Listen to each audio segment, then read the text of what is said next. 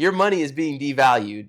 You can have a kid. You can move out. You can get a house. Also, Yeah, $1,000 extra a month. That's a lot, We could yeah. spend that. Yeah. If someone could spend that. We used to spend about like $600 to $800 a month. 800? Yeah. Damn. Just from your random Target shit, you know. I'll just buy whatever. Because social media will like tell you that this is not possible because so many people are just struggling and just making bad financial decisions that they want other people to struggle, and like it's a cycle of doom and gloom. Okay, go. This is the one. What's up? Welcome to Ava and JJ Unfiltered. If you're new here, we're a young couple raising a family, and we make videos about lifestyle and basically whatever we want. Today's video, we're going to be talking about how we raise a family on one low income and how it's surprisingly kind of chill. So we're going to be going over how much we bring in, how much we spend, and what our lifestyle is like. So without further ado, let's get in the video. I hope you enjoy it. We're making this video so we can put some hopium back into our financial American world because there's a lot of doom and gloom on social media everywhere. And we're here to say that it definitely is possible on a low income to move out, buy a house, live relatively all the things, comfortably with a decent lifestyle while having a kid in 2025. Yep. That's the purpose of today's video, and we're going to get into exactly how we do it. So first off, I make about $40K a year just working from home full time. How much is that hourly? Like 23. 23 an hour. Bring home like $40K around there. And that equals out to about $3,400 a month net, like take home. And so yeah, we're gonna first go into the budget of how much comes in. So it's about $3,400 a month, and then we're gonna go into how much that comes out, which is gonna be the main part of this section since we already know how much comes in. I just work customer service from home in my office remotely. Very blessed to have this opportunity, this job, to be able to stay home and make. I mean, it's not great. Money, It's not poverty, but it's still low. It does it's still enough. Considered low. Yeah. It doesn't. It's considered low income because it's below the median by a margin. I looked it up so I could title this video. But yeah, it's enough to do whatever we want, and basically I don't have to work. Yeah, she's a stay-at-home mom off of what you would consider low income. So Which you would not think is possible, but yeah, you wouldn't think it's possible. But if you make smart financial decisions with a little bit of discipline sprinkled in there, and just doing your research on the good decisions, because a couple bad decisions could really mess you up for a few years, like buying a new car or just not picking the best, like just getting messed up with insurance at a high rate, a bunch of different things. But let's go into our expenses now. So the main one, obviously, our house. Yep. It's about $1,200 a month, and it's a 2-bed, 2-bath, 1,000 square foot. Townhouse. Yeah, yep. Townhouse. And so that's a good portion taken out of, about a third of it gone right there. Bills total up about, I would say, $450. So we're left with, like, let's call it $1,700 to be conservative. After that, the next biggest expense is groceries. Yes, that's a big one. Groceries is about $400 a month. We just budgeted that again. We used to spend about like $600 to $800 a month. 800? Yeah. Damn. Just from your random Target shit, you know. I'll just buy whatever.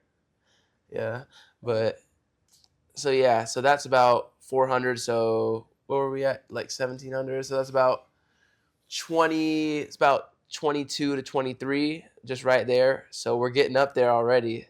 So there's not much left to deal with, but it's enough. Yeah. The margins start to get there, but that's basically our main expense.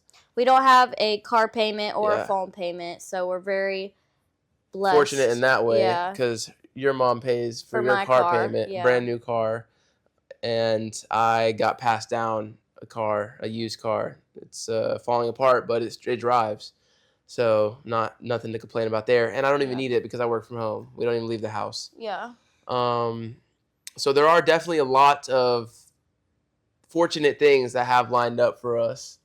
So we've been able to do this. But if that's like another thing with smart financial decisions, we would not. If my mom wasn't paying my car, I would not go and buy a new car. Yeah, we'd have one car. We would have one car, or I would go and buy a used car. I'd buy a bike. We would buy a cheap used car, good enough, like on Marketplace. Yeah. In cash. Like we would not have a nice car, because that's that's the first thing I feel like that really sets you apart from, everyone. Yeah, it's just a couple good decisions here and there really sets you up. Yes, because I tell you, if we had a car payment, we could not do the extra things.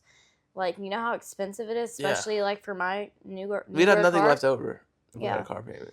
And most people do have a relatively new car. We have like no entertainment subscriptions, like Netflix, anything. Yeah. The only subscriptions that we pay for is I pay for a Planet Fitness gym membership and Spotify. That's it. And then we're logged into my parents' accounts on the TV. So we have Hulu and Prime Video just from sharing accounts. And then that goes into, so that's basically everything that we spend.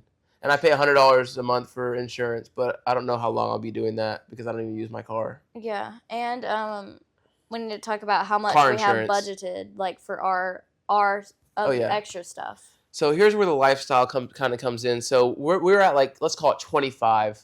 Let's call it 2,500 for like all the basic necessities just to stay alive. And how much do you make in total? So that leaves like 1,000 left over, give or take. And then we allocate. Wait, that's with groceries and everything? Yeah. 1,000 left over? Yeah. Okay. So that gives us I allocate $120 a month for us to go out to eat once every weekend. For like a $30 for both of us, like $15 each, times 4, that's 120. So we have like 800 and something left over, and that's basically all we do. The only entertainment that we have is eating out once every weekend. So everything else is just might pure use discipline. a little bit of that extra, like if I want to buy the baby something, but we don't really have much budgeted for the baby right now because he's small. He's small, and I've been using diapers and wipes from the baby shower still. Yeah. So he's pretty much free. Yeah, and I've bought a lot of clothes, like secondhand and stuff like that. Facebook Marketplace is your best friend. I just bought... And all his toys are from there, too. I just bought a Herman Miller. It's a $1,400 office chair for $300 on Facebook Marketplace. Shout out James. He went and picked it up in Orlando for me. But...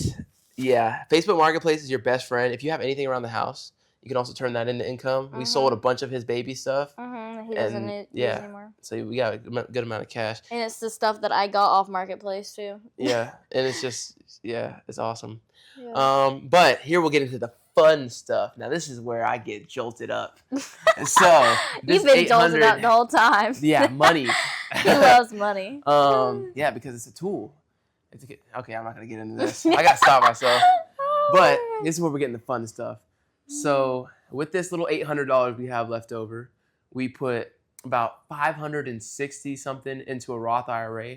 And that like 500, I don't know what the exact amount is, but 560 times 12 is about 7,000, which is the maximum contribution to a Roth IRA, which is a tax savings account. Don't want to get too technical. I don't want to lose you here. But so that's where basically the savings go, because you can withdraw contributions from your Roth IRA and basically use that as a savings plus retirement account. Roth IRA is like one of the best accounts unless you have a 401k match that you can just do a 2x from your employer match program. So this is where the rest of our income goes. Yeah. So we have nothing left over besides investments. And I also pay about $350 something, an additional principal payment towards our mortgage. So I can pay it off sooner. We're going to save like $100K in interest on this house because we're going to pay it off 15 years sooner just by making additional $350 payments. I don't know how long I'm going to continue doing this because the interest rate is 6.785%. So it's a pretty good return on your money if you know how interest rates work on paying down stuff in that manner. But I don't want to get too complicated. But yeah, so that's about 350 plus 5. So it's about $850. So that's our entire paycheck to paycheck that goes into the investing, goes into the house.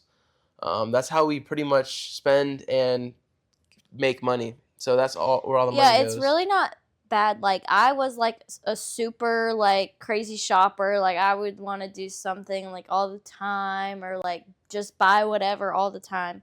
But now that we have to like budget and stuff, it's really not that bad. I have the baby to keep me busy. Like I still get my little treats here and there. It's really not that expensive if you like Yeah. control yourself, and like make smarter decisions and like just determine what you really need and like you're not just going to buy everything because you're like really thinking It's just harder about discipline. it. Yeah.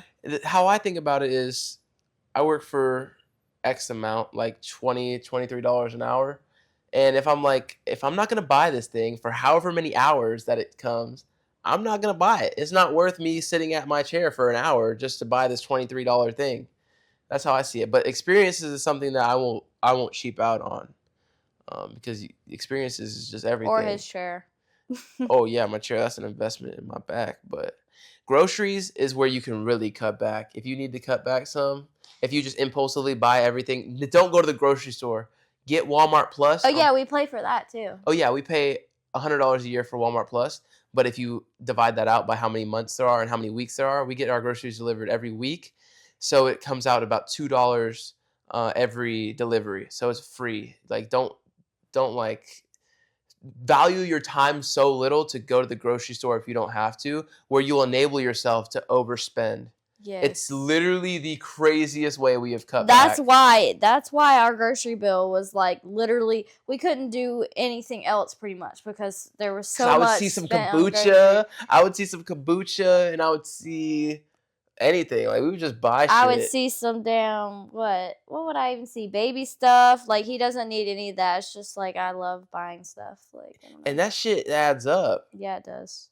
It Like adds up. buy some bathing suits. Like who knows what? Yeah.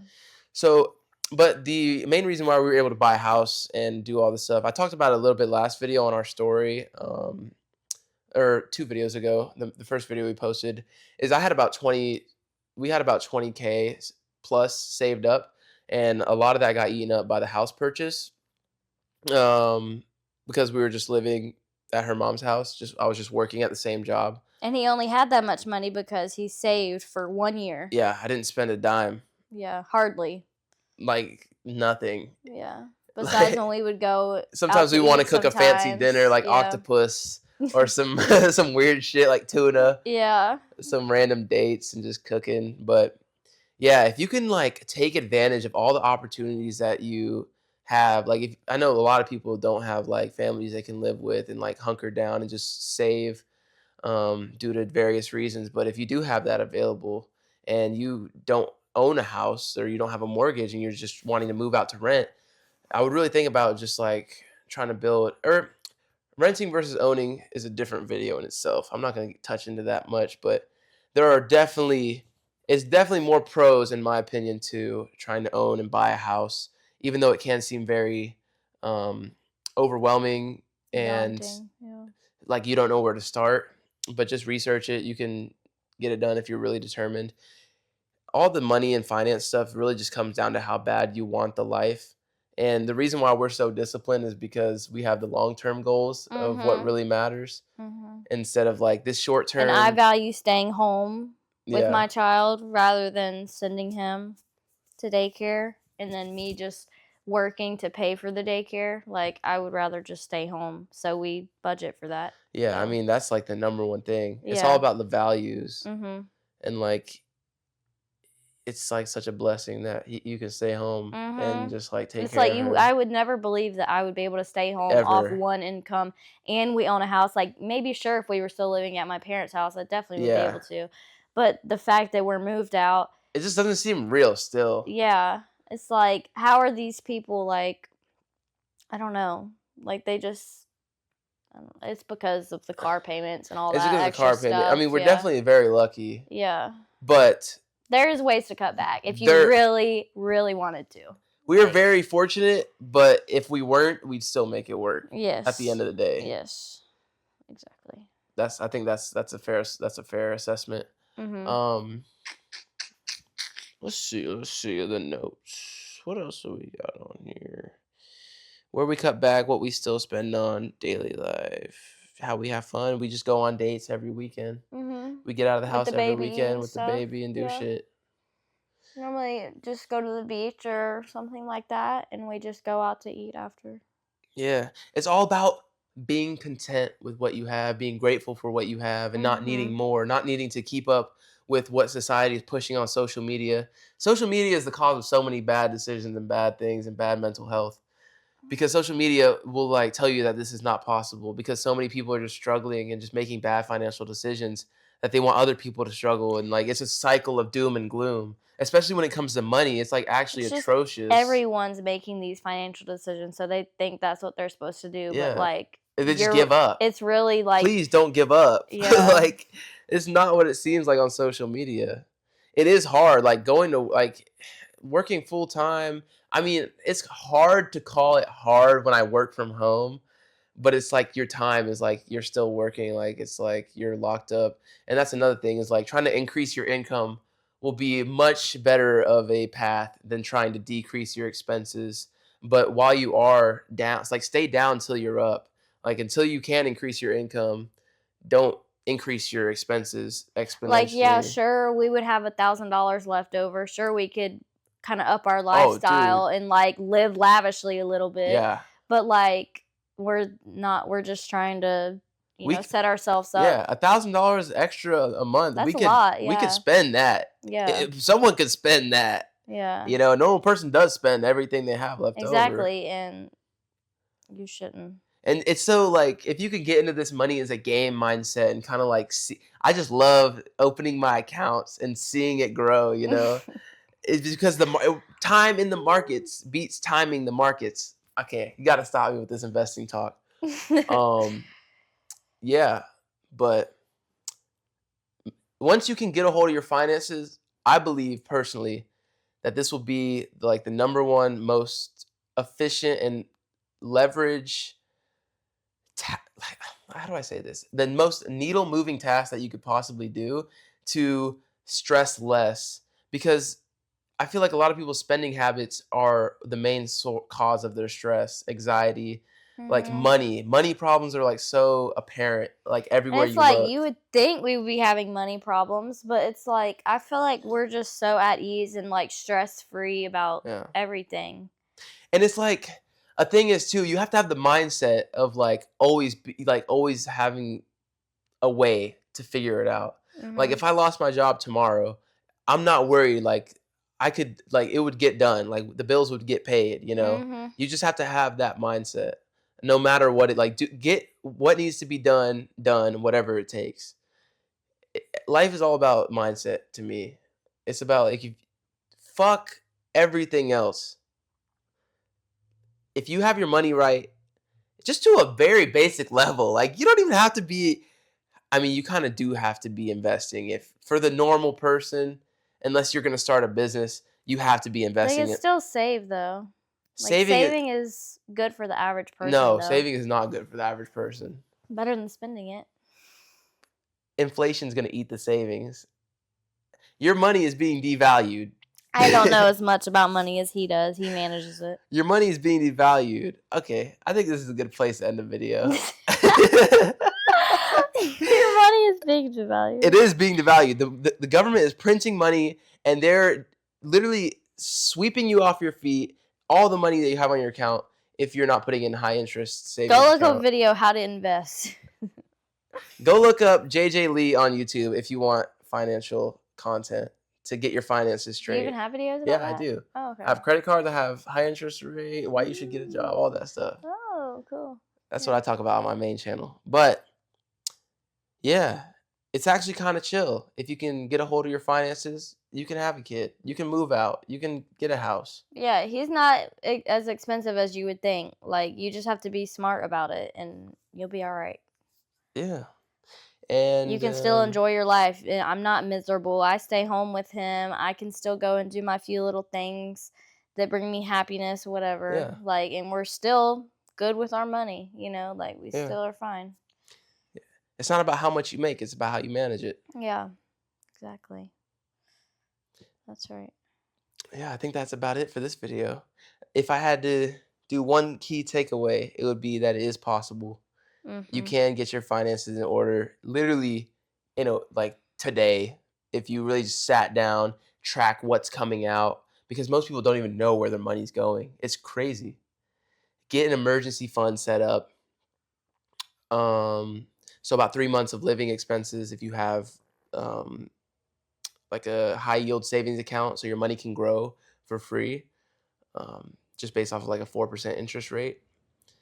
Um, get a savings account and then start investing in the S&P 500 or Bitcoin if you really want to get get good. Yeah.